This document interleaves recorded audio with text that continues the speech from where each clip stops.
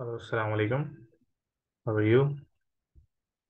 मेरा नाम बिलाल है और मैं जो है वो अकाउंट्री में पढ़ाता हूँ। और इंट्रोडक्शन मेरा ये है कि मैंने इससे क्वालिफाई किया है 2011 में। और मैं उसके बाद से 2011 से ऑलमोस्ट पढ़ा रहा हूँ। और एक टेक्सटाइल कंपनी है, उसमें जॉब भी कर रहा हूँ एज एन मैनेजर ऑडिट। ठीक है, आज हमारी क्लास जो है वो बीटी बिजनेस एंड टेक्नोलॉजी, और जिसको पहले हम F1 कहते थे, तो उसके बारे में है डेमो क्लास। ठीक है, तो हम स्टार्ट करते हैं। पहले थोड़ा सा हम इसलिए अपने स्टडी गाइड को देख लेते हैं कि भाई हमें इनमें क्या क्या चीज़ें कवर करनी है, फिर हम आगे चलते हैं। तो स्टार्टिंग विथ, क्योंकि ऑब्वियसली ये सारा थियोरेटिकल पेपर है लेकिन काफ़ी इंटरेस्टिंग भी है इसके साथ साथ। Let's start. सबसे पहले जो है वो उसने जो सिलेबस में जिस चीज़ को कैटर किया हुआ है वो बिजनेस ऑर्गेनाइजेशन और stake holders and external environment. क्योंकि जो हम बिजनेस के बारे में पढ़ रहे हैं, ऑर्गेनाइजेशन की बहुत अहमियत है हमारे उसमें कोर्स में। और स्टेक होल्डर्स और एक्सटर्नल इन्वायरमेंट के क्या उस पर फैक्टर्स हैं। सबसे पहले जो है वो द पर्पस और टाइप्स ऑफ बिजनेस ऑर्गेनाइजेशंस। क्या पर्पस क्या है बिजनेस ऑर्गेनाइजेशन बनाने का, और उसकी टाइप्स अलग अलग क्या हैं। ठीक है। फिर उसके बाद stake holders in business organisations, कितने किस्म के और किस तरीके के स्टेक होल्डर्स मौजूद हैं। स्टेक होल्डर्स को हम इंटरेस्ट होल्डर्स भी कह सकते हैं। इसके बाद पॉलिटिकल और लीगल फैक्टर्स अफेक्टिंग बिजनेस। क्या पॉलिटिकल और लीगल फैक्टर्स का क्या इम्पैक्ट होता है बिजनेस के ऊपर। फिर माइक्रो और मैक्रो इकोनॉमिक फैक्टर्स, बड़े लेवल पे क्या इम्पैक्ट्स पड़ रहे होते हैं, छोटे लेवल पे क्या इम्पैक्ट्स पड़ रहे होते हैं। फिर social and democratic demographic factors कि भाई सोशल, क्योंकि ऑब्वियसली ऑर्गेनाइजेशन जो है वो यहाँ पे ही काम कर रही होती है दुनिया के अंदर। तो उन्होंने जो है उनसे हर चीज़ से पाला पड़ा होता है उनका। सोशली भी और डेमोग्राफिक भी क्या फैक्टर्स होते हैं, वहाँ पे लोग काम भी कर रहे होते हैं, वो आसपास लोग भी रह रहे होते हैं, सब चीज़ें होती हैं, तो उसके फैक्टर्स क्या है। फिर टेक्नोलॉजिकल फैक्टर्स क्या हैं, जो आज का दौर है उसमें टेक्नोलॉजी के क्या इम्पैक्ट्स हैं। फिर इन्वायरमेंटल फैक्टर्स हैं, आजकल इन्वायरमेंटल पे भी बहुत काम हो रहा है, ग्रीन इफेक्ट क्या है उसका। फिर कॉम्परेटिव फैक्टर्स हैं, ऑब्वियसली कॉम्परेटर्स हैं आपके बिजनेस के, उसके फैक्टर्स क्या है उसको हम स्टडी करेंगे। फिर बिजनेस ऑर्गेनाइजेशन सेक्शन बी जो है, बिजनेस ऑर्गेनाइजेशन स्ट्रक्चर फंक्शंस और गवर्नेंस। अब जो बिजनेस ऑर्गेनाइजेशन है उसका स्ट्रक्चर कैसा होता है। ठीक है, एक तो छोटे से बिजनेसेस होते हैं, फॉर्मल और इनफॉर्मल बिजनेस। जैसे हमारा कंट्री का बिजनेस है, it's not a very formal business, ये इनफॉर्मल बिजनेस है। ठीक है, फिर उसमें फॉर्मल इनफॉर्मल के क्या डिफरेंसेस हैं। फिर business organisation structure and design, कि बिजनेस का ऑर्गेनाइजेशन का स्ट्रक्चर कैसा है, उसका डिजाइन कैसा है, टॉल है, फ्लैट है, ये सब चीजें उस पर देखेंगे। फिर ऑर्गेनाइजेशन कल्चर, कल्चर का क्या इम्पैक्ट होता है। एक कंपनी का एक कल्चर होता है, हर किसी का एक, हर कंपनी का कल्चर होता है। कुछ मल्टीनेशनल्स कंपनी होती हैं, कुछ सेठिया कंपनी होती है, तो डिफरेंट कल्चर्स होते हैं। फिर कमिटीज होती हैं डिफरेंट बिजनेस ऑर्गेनाइजेशन में, जिनका इम्पैक्ट होता है। ठीक है, वो हम देखेंगे। फिर गवर्नेंस और सोशल रिस्पॉन्सिबिलिटी क्या है बिजनेस की। तो ऑब्वियसली जब यहाँ वो काम कर रहे हैं, यहाँ से प्रॉफिट कमा रहे हैं, तो उनकी कुछ रिस्पॉन्सिबिलिटीज हैं सोशली, वो हम देखेंगे। फिर अकाउंटिंग और रिपोर्टिंग सिस्टम की बात होगी, कंप्लायंस, कंट्रोल, टेक्नोलॉजी, सिक्योरिटी। ठीक है, फिर relationship between accounting and other business functions, क्या आपके अकाउंटिंग का आपके अदर बिजनेस फंक्शंस के क्या रिलेशन होगा। After that accounting and finance functions, उसका क्या इम्पैक्ट होगा। Principles of laws and regulations, जो आपके लॉज आपके ऊपर लग रहे हैं अकाउंटिंग में, ऑडिटिंग में, आईजा, आईएस, आईएफआरएस, ये सारे हम देखेंगे कि क्या उनके प्रिंसिपल्स हैं। ऑब्वियसली आईएफआरएस डिटेल में तो नहीं पढ़ेंगे, लेकिन जो है वो क्या उसका इम्पैक्ट है, क्यों इसको अप्लाई करना चाहिए, जो नहीं अप्लाई करेगा उसके बाद क्या हो सकता है। फिर sources and purpose of internal external financial information provided by business, क्या क्या हमारे पास पर्पस होंगे, सोर्सेज होंगे इन फाइनेंशियल इंफॉर्मेशन जो हमें बाहर से मिलेगी। फिर फाइनेंशियल सिस्टम प्रोसीजर्स और रिलेटेड आईटी एप्लीकेशंस, आईटी का क्या इस्तेमाल होगा उसमें, financial systems, procedures and related IT applications. फिर internal controls, authorisation, security of data, compliance with business, थोड़ी सी इंटरनल कंट्रोल से बात करेंगे। ऑथराइजेशन, सिक्योरिटी ऑफ डाटा, जो आज हमारा डाटा है वो काफ़ी इंपॉर्टेंट है। ठीक है, फॉर एग्जाम्पल है जैसे इस लेक्चर की वीडियो है तो इट्स अ डाटा, तो it should be kept confidential, और सारी चीज़ें हैं उसकी सिक्योरिटी वाइज, इसको हम देखेंगे। फिर fraud and fraudulent behaviour and prevention in business, including money laundering. Money laundering is a big concept जिसकी वजह से पाकिस्तान भी जो है बहुत ज़्यादा इम्पैक्ट पड़ता है पाकिस्तान के ऊपर भी। तो उसमें फ्रॉडलेंट बिहेवियर और प्रिवेंशन कैसे हो सकती है उनकी। फिर impact impact of fintech on accounting system, fintech का क्या इम्पैक्ट है अकाउंटिंग सिस्टम के ऊपर, फिर हम ये देखेंगे। फिर इसके बाद leading and management individual and teams. Obviously organisation के अंदर लीडरशिप का बहुत बड़ा हाथ होता है। तो लीडरशिप कैसी होनी चाहिए, मैनेजमेंट कैसी होनी चाहिए, सुपरविजन कैसी होनी चाहिए, ये हम देखेंगे। फिर उसके अंदर हम जो है इंडिविजुअल्स की बात कर रहे हैं, तो उसमें रिक्रूटमेंट उनकी कैसे होगी, सिलेक्शन कैसे होगी। फिर इंडिविजुअल एंड ग्रुप बिहेवियर, कि हमारे इंडिविजुअल का क्या बिहेवियर होगा, ग्रुप का क्या बिहेवियर होगा बिजनेस बिजनेस ऑर्गेनाइजेशन के अंदर। टीम कैसे बनेगी, उसकी फॉर्मेशन कैसे होगी, उसकी डेवलपमेंट कैसे होगी, आगे मैनेजमेंट कैसे होगी। ये सारी चीजें, मोटिवेशनल फैक्टर्स क्या होंगे, उनको मोटिवेट कैसे करेंगे हम। क्योंकि obviously all things are not कि भाई आप उसको मॉनेटरी बेनिफिट दिया जाए, उसको मोटिवेट भी करना पड़ेगा एम्प्लॉय को आपको। फिर लर्निंग और ट्रेनिंग अगर मुस्तकिल नहीं होगी तो ऑब्वियसली एम्प्लॉय छोड़ के चला जाएगा। फिर रिव्यू होता है, अप्रेजल होती है उनकी। फिर पर्सनल इफेक्टिवनेस पे क्या काम हो रहा है, पर्सनल इफेक्टिवनेस की टेक्निक्स क्या है, वहाँ पे कॉन्सिक्वेंसेस क्या है, इनफेक्टिवनेस अगर इनफेक्टिवनेस होगी तो उसका वर्क पे क्या कॉन्सिक्वेंसेस पड़ेंगे। फिर कंपिटेंसी फ्रेमवर्क्स, फ्रेम और पर्सनल डेवलपमेंट के लिए क्या क्या करेंगे वो। फिर कॉन्फ्लिक्ट्स अगर आ रहे हैं, ऑब्वियसली ऑर्गेनाइजेशन में लोग काम कर रहे हैं, लोगों का आपस में इख्तलाफात होंगे, कॉन्फ्लिक्ट्स होंगे, उसकी क्या टेक्निक्स होंगी। फिर कम्युनिकेशन का क्या फ्लो होगा। फिर last section, professional ethics and accounting and business, fundamental principles of ethical behaviour क्या होंगे। Role of regulatory and professional bodies, जो हमारी एसीसी की बॉडी है उसने भी कुछ एथिकल अपनी जो है ना प्रिंसिपल्स दी हैं, वो हम देखेंगे प्रोफेशनल स्टैंडर्ड्स में। फिर कॉर्पोरेट कोड ऑफ एथिक्स भी है, वो भी एसीसी ने दिया है। फिर एथिकल कॉन्फ्लिक्ट्स और डायलेमा, उनसे कैसे डील किया जाएगा। तो ये हमारा कोर्स है जिसमें जो ये सारे सेक्शंस हैं, काफ़ी इंटरेस्टिंग मेरे हवाले से है। और जो है वो ये सारी चीज़ें जो है आगे जाके फिर जैसे F1 है, फिर ये आपका जो है आगे जाके आपको F8 के अंदर भी ये चीज़ हेल्प करेगी। फिर जो है वो SBL जो पेपर है उसके अंदर काफ़ी चीज़ें हैं, वो भी हमें हेल्प करेंगे। ठीक है, तो ये सारी चीज़ों की बेस है, फिर आगे ये हमारी बेस बनेगी इससे। ठीक है, अब हम जरा थोड़ा सा सिलेबस की तरफ चलते हैं, हम स्टार्ट करते हैं कुछ। अच्छा, सबसे पहला जो हमारा चैप्टर है वो ऑर्गेनाइजेशन के बारे में, कि ऑर्गेनाइजेशन होती क्या है। ठीक है, ऑर्गेनाइजेशन, व्हाट इज ऑर्गेनाइजेशन। तो एक डेफिनेशन है जो कि एक थ्योरिस्ट ने बुचाना हेस्की ने दी है, वो हम पढ़ते हैं पहले। Organisation are social arrangements for the controlled performance of collective goals. ये डेफिनेशन है ऑर्गेनाइजेशन की। ठीक है, अगर हम इसको केयरफुली देखें तो इसमें की एस्पेक्ट्स जो है वो तीन है। पहली चीज collective goals, organisation are social arrangements for the controlled performance of collective goals. पहली बात है कलेक्टिव गोल्स की। ठीक है, इसके बाद जो है आपके पास सोशल अरेंजमेंट्स की बात हो रही है। ठीक है, इसके बाद आप कह रहे हो कंट्रोल परफॉर्मेंस की। तो तीन डेफिनेशन, तीन चीजें इसके अंदर है। तो कलेक्टिव गोल्स, कि ऑर्गेनाइजेशन जो है वो एक सोशल अरेंजमेंट है।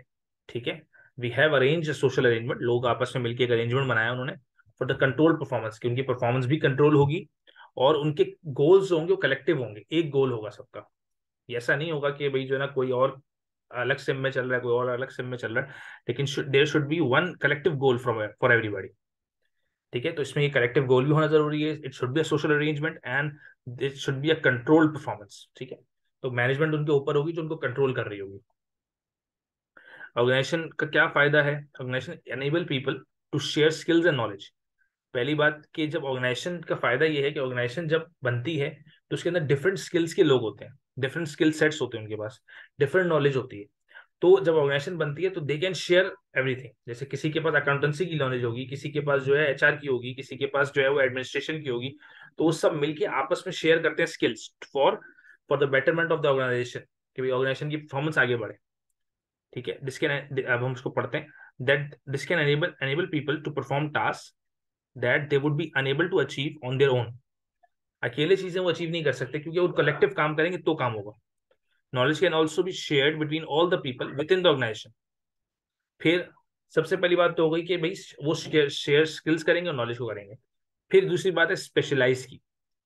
ठीक है, individual workers can concentrate on the limited type of activity, this allows them to build up a greater level of skill and knowledge and that they would have if they attempted to be good at everything. अब जो audit में काम कर रहा होगा उसको audit में specialisation मिलेगी, और जो इंडिविजुअल्स एचआर में काम करोगे तो एचआर में एक्सेल करेंगे। तो एक बंदा अपनी उस काम पे फोकस कर सकेगा, और उसको पता होगा कि मुझे मेरी मेरी ऑडिट वाले को अपनी सैलरी की टेंशन नहीं है, उसको पता है एचआर वाला उसकी सैलरी बना रहा है, ठीक है, तो वो अपने वर्क पे फोकस कर सकेगा और उस पर स्पेशलाइज कर सकेगा। तो ऑर्गेनाइजेशन में डिफरेंट ड्यूटीज सबकी होंगी और वो सब एक दूसरे को सपोर्ट कर रहे होंगे और सब अपनी अपने वर्क में एक्सेल कर रहे होंगे, ठीक है। फिर पूल रिसोर्सेज वेदर मनी और time, the results in synergy where organisation can achieve more than the individuals could on their own. जिससे हम साइनर्जी पढ़ते हैं कि 1+1 = 2। जब दो लोग आपस में मिलके काम कर रहे होंगे तो उनका रिजल्ट जो होगा वो ज्यादा होगा। उनका दिमाग का इस्तेमाल, उनकी सलाहियतों का इस्तेमाल, उनकी जो है वो एनर्जी का इस्तेमाल हो सकता है, तो अचीव ऑर्गेनाइजेशन ज्यादा करेगी इस लेवल पे। फिर हम बात करते हैं डिफरेंट टाइप्स ऑफ ऑर्गेनाइजेशंस की। ऑर्गेनाइजेशंस की क्या क्या टाइप्स होती हैं। अगर हम कमर्शियली बात करें, कमर्शियल ऑर्गेनाइजेशंस की, there are 3 common forms that a commercial company can take. एक कमर्शियल जो कमर्शियल काम कर रही है, कि भाई ऑर्गेनाइजेशन जो है वो कमर्शियल काम कर रही है, तो उसमें उसके पास 3 टाइप्स हैं। एक सोल ट्रेडर है, ठीक है, कंपनी सोल ट्रेडर के तौर पे काम कर सकती है, ठीक है। Excuse me.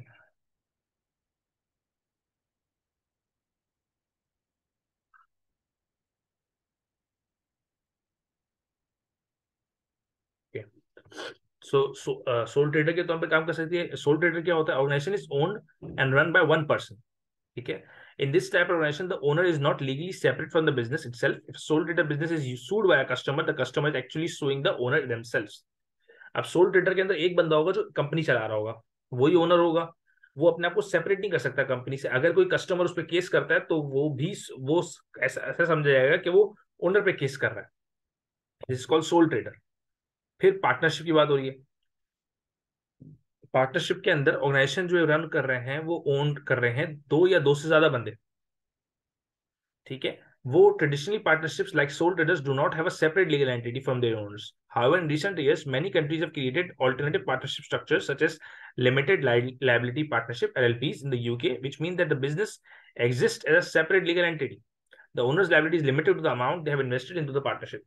पार्टनरशिप पहले पार्टनर्स आपस में लाइबल होते थे जब उन पे केस किया जाता था, लेकिन अब जो है वो ऐसी फर्म्स बन गई हैं जो पार्टनरशिप को रजिस्टर करती हैं as a limited liability business, ठीक है, जिसको हम एलएलपीस कहते हैं। तो ऐसे भी बिजनेस किया जा सकता है। फिर एक लिमिटेड लाइबिलिटी कंपनीज होती हैं, इनको हम पढ़ते हैं कि लिमिटेड लाइबिलिटी लिमिटेड कंपनीज होती हैं, जिसमें जो ओनर की जो लाइबिलिटी होती है सिर्फ वो कितनी होती है कि जिसने अपना इन्वेस्टमेंट की हुई है कंपनी के अंदर, ठीक है।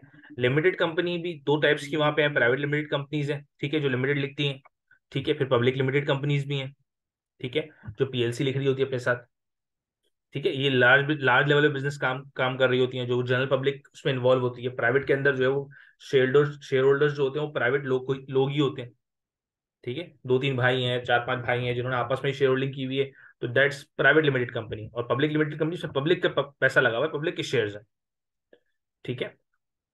इसके बाद नॉट फॉर प्रॉफिट ऑर्गेनाइजेशन होती हैं, जो कि एनजीओ होती हैं मुख्तलिफ, जो they are not working for the profit, ठीक है। नॉट फॉर एनजीओ डिफरेंट है।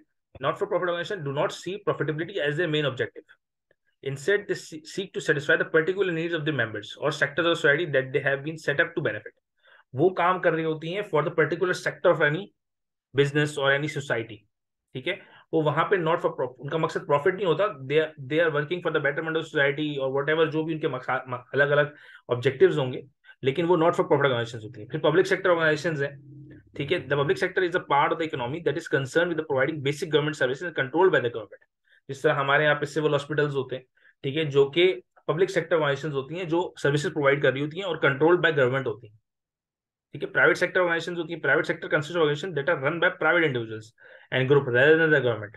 प्राइवेट सेक्टर में वो सर्विसेज तो दे रही होती हैं, लेकिन वो रन बाय प्राइवेट लोग होती हैं। जैसे हॉस्पिटल्स होते हैं डिफरेंट, जो प्राइवेट हॉस्पिटल्स होते हैं, ठीक है। फिर एनजीओ है, a non-governmental organization is one which does not have profit as its primary goal and is not directly linked to the national government. अब एनजीओ जो हैं वो डिफरेंट होती हैं, जैसे वो बाहर से आके काम कर रही होती है, पाकिस्तान में बहुत सारी एनजीओ काम कर रही हैं, तो वो दे आर कॉल्ड एनजीओ, कि भाई वो गवर्नमेंट है तो वो नॉट फॉर प्रॉफिट, लेकिन वो गवर्नमेंट की तरफ से नहीं है, they are working on their own, ठीक है। फिर इसके बाद कोऑपरेटिव सोसाइटीज होती हैं, कुछ cooperative organisation that are owned and democratically controlled by their members, the people who buy their goods or services. Each member usually gets a single vote on key decisions, unlike companies where shareholders get one vote for each share. that they own. They are organized solely to meet the needs of the member owners who usually share any profits. Cooperative societies होती हैं different, वो आपस में मिलके अपनी एक organisation बना देते हैं, उसको कोऑपरेटिव सोसाइटीज कहते हैं, कोऑपरेटिव्स कहते हैं. फिर a sector, sectors in which organisation operate. अब डिफरेंट सेक्टर्स होते हैं जहां पे ऑर्गेनाइजेशन काम कर रही होती है. ठीक है, जैसे एग्रीकल्चर सेक्टर है, वहां पे सारी इस तरह की जो पैकेजिंग हो रही है फूड स्टफ्स की, वो प्रोडक्शन प्रोसेसिंग. अब ये जो जो कंपनीज प्रोडक्शन में है, प्रोसेसिंग में है, पैकेजिंग में है, वो सारी की सारी क्या है, वो एग्रीकल्चर बिजनेस में. इसी तरीके से माइनिंग की एक इंडस्ट्री है, पूरी एक सेक्टर है, वहां पे एक्सट्रैक्शन भी हो रही है, प्रोसेसिंग भी हो रही है, जितने भी रिलेटेड काम है वो माइनिंग से हो रहे हैं. फिर फाइनेंस है, फाइनेंस के अंदर बैंक्स हैं, अदर कंपनीज जो है वो जो प्रॉफिट इन्वेस्टमेंट से लेंडिंग कर रही होती हैं, ब्रोकरेज हाउसेज हैं, ये सारे फाइनेंस सेक्टर में आ जाएंगे. रिटेलर्स हैं जो sale of goods produced, sale of goods दे रहे हैं, गुड्स बेच रहे हैं. ठीक है, फिर सर्विसेज हैं, प्रोडक्शन जो बना रही है टेंजिबल इंटेंजिबल गुड्स की. ठीक है, सर्विस प्रोवाइड कर रही है. ठीक है, ऑडिट फर्म्स हो सकती हैं इसके अंदर. फिर ट्रांसपोर्टेशन, जो मूवमेंट ऑफ गुड्स कर रही है बिटवीन वन लोकेशंस. ठीक है, ये बहुत बड़ी लिस्ट हो सकती है. बहुत सारे सेक्टर्स हैं जहां पे लोग बिजनेस अपना कर रहे हैं, इन्वेस्टमेंट्स करी हुई हैं. और टीचिंग का एक पूरा सेक्टर है, और फिर जो है एजुकेशन का पूरा सेक्टर है, फिर बुक सेलिंग का है, फिर आपका जो है वो बहुत सारे सेक्टर्स हो सकते हैं. ठीक है, इसके बाद अच्छा, फिर हम समरी की बात करते हैं थोड़ा सा, कि इन समरी जो है वो there number of key difference between the various types of organisations. These include but are not limited to. बहुत सारे डिफरेंसेस हो सकते हैं अगर हम समरी के तौर पे बात करें. एक तो हम बात करें जब डिफरेंट ऑर्गेनाइजेशंस होती हैं ना, उससे हम कैसे डिफरेंशिएट कर सकते हैं. हम डिफरेंशिएट कर सकते हैं ओनरशिप की बुनियाद पे, कि प्राइवेट सेक्टर ऑर्गेनाइजेशन जो होंगी वो लाइकली ओन्ड बाय इंडिविजुअल्स होंगी या शेयर होल्डर्स होंगी. पब्लिक सेक्टर ऑर्गेनाइजेशन जो है वो कंट्रोल हो रही होगी गवर्नमेंट से. कॉपरेटिव जो है वो मेंबर्स देख रहे होंगे. तो हम डिफरेंशिएट जो कर सकते हैं वो ओनरशिप के हिसाब से कर सकते हैं. फिर ऑब्जेक्टिव्स के हिसाब से करते हैं. नॉट फॉर प्रॉफिट का मकसद क्या होगा, दे आर गिविंग सर्विसेज जिसके लिए वो बनाई गई हैं. फिर जो फॉर प्रॉफिट ऑर्गेनाइजेशन है वो प्रॉफिट के लिए काम कर रही हैं. फिर एक्टिविटीज वो क्या कर रही हैं. ठीक है, ऑर्गेनाइजेशन एक्टिविटीज भी डिफरेंट हो सकती हैं सबकी.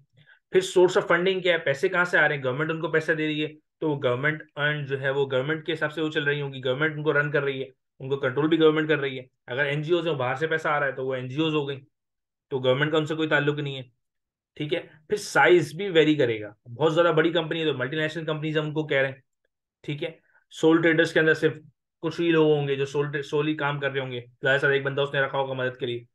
फिर लाइबिलिटी के तौर पे कि भाई अगर मैं उस कंपनी से उस पर केस करता हूं तो फिर क्या होगा, ओनर लायबल होगा या एक जो कंपनी है वो लायबल होगी, कंपनी के एसेट्स ही बिकेंगे सिर्फ, पार्टनरशिप में पार्टनर्स लायबल होंगे, कौन होगा. तो ये सारा ओनर्स पे डिपेंड करेगा. ये सारा किस पे आप जो ऑर्गेनाइजेशन को डिवाइड कर सकते हो, ओनरशिप की बुनियाद पे कर सकते हो, ऑब्जेक्टिव्स की बुनियाद पे कर सकते हो, एक्टिविटीज पे, सोर्सेज ऑफ फंडिंग पे, साइज पे, लायबिलिटी पे, इन सब पे आप इसको डिवाइड कर सकते हो. ठीक है, फिर हम इसको अपनी जो है वो डेमो को यहीं तक रखते हैं. और जो हमारा एग्जाम फॉर्मेट की बात की जाए या फिर जो हमारा तरीका है, यूजली जो है वो F1 के अंदर मैं प्रेफर करता हूँ कि भाई बच्चे जो है वो थ्राइस अ वीक क्लास हो, वीक के अंदर 3 दिन आइडियली. ठीक है, और हर क्लास में पुराना जो सिलेबस जो हमने पढ़ा है वो रिवाइज हो थोड़ा सा. ठीक है, शॉर्ट फॉर्म में, ताकि वो चीज़ें उसको रिमेंबर हो. कि असल असल ये चीज़ है कि हमें चीज़ें हम वर्ड्स में अपने लिख सकते हैं वहाँ पे. ठीक है, वो उसमें कोई कैद नहीं है, लेकिन हमें कॉन्सेप्ट पता हो. ठीक है, जैसे हम अभी आगे जब पढ़ेंगे तो आगे डिफरेंट वो हैं, मॉडल्स हैं, डिफरेंट मॉडल्स हैं, उनके हमें वर्ड्स पता हो, इसका क्या मतलब है, ऑर्गेनाइजेशन को इस तरीके से किस तरह डिवाइड किया जा सकता है, डिफरेंसेस क्या होते हैं, ये सारी बातें हमें याद होनी चाहिए. तो ये हमें बिल्कुल हिफ्स होनी चाहिए. तो ये हम बार बार पढ़ेंगे इसको. और फिर जब हमारा एक सेक्शन कंप्लीट होगा, for example section A complete होता है, सेक्शन बी कंप्लीट होता है, उसके बाद हम उसके एग्जाम किट के क्वेश्चंस करें, पास्ट पेपर्स करें, ताकि हमें पता चले कि भाई हम उस किस पोजीशन पे खड़े हैं, क्या हमारी उस सेक्शन ए की तैयारी सही हो गई है, सेक्शन हमने पूरा पढ़ लिया है, सेक्शन ए में हमें सब चीज अचीव हो रही है, फिर हम नेक्स्ट सेक्शन की तरफ मूव करें. तो यूजुअली यही फॉर्मेट होता है कि सेक्शन ए कंप्लीट करके एग्जाम किट के क्वेश्चंस करने. एग्जाम किट हमें कोशिश ये करनी है कि एग्जाम किट हमें बहुत ज्यादा प्रैक्टिस हो. हम कोशिश करें कि अगर 2-3 पब्लिशर्स हैं, 2-3 पब्लिशर्स की, हम कम से कम 2 पब्लिशर्स की तो करें ही करें एग्जाम किट सॉल्व, ताकि हमें प्रैक्टिस बने. क्योंकि सबसे ज्यादा प्रैक्टिस तभी होती है जब बंदा क्वेश्चन सॉल्व करता है. गलती करके बंदा ज्यादा सीखता है कि मैंने इसका आंसर गलत दे दिया, अब उसको हमेशा जिंदगी भर याद रखा कि यार कि मैंने गलत आंसर दिया था, इसका सही आंसर ये है. तो हमने इसकी कोशिश करनी है कि एग्जाम किट सबसे ज्यादा सॉल्व हो, और हमारे कॉन्सेप्ट्स क्लियर हो, कि भाई हमें समझ आ रहा हो कि भाई यार इस मॉडल का मकसद क्या है, मतलब क्या है. ठीक है, वर्ड्स पढ़ लेना, बुक के वर्ड्स पढ़ लेना वो काफी नहीं होगा, हमें पता हो कि भाई इसमें ये कह क्या रहा है.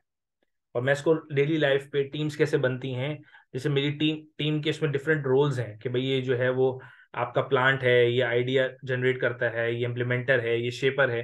तो हमें पता होगा कि हमारी हम जो डेली लाइफ में ऑर्गेनाइजेशन के अंदर कोई काम कर रहा है अगर, तो ये क्या है, ये शेपर है, ये इम्प्लीमेंटर है, या फिर ये प्लांट है। तो हमें ये सारी चीजें, हमें कॉन्सेप्ट्स इतने क्लियर होने चाहिए कि हम अपनी डेली लाइफ में उसको आगे प्रेजेंट कर सकें। तो हमने इसकी ट्राई करनी है। तो यहाँ तक हम रखते हैं इंशाल्लाह। फिर इंशाल्लाह जो नेक्स्ट क्लास होगी उसमें हम फिर आगे इसको चैप्टर को लेके चलेंगे। ठीक है, थैंक यू।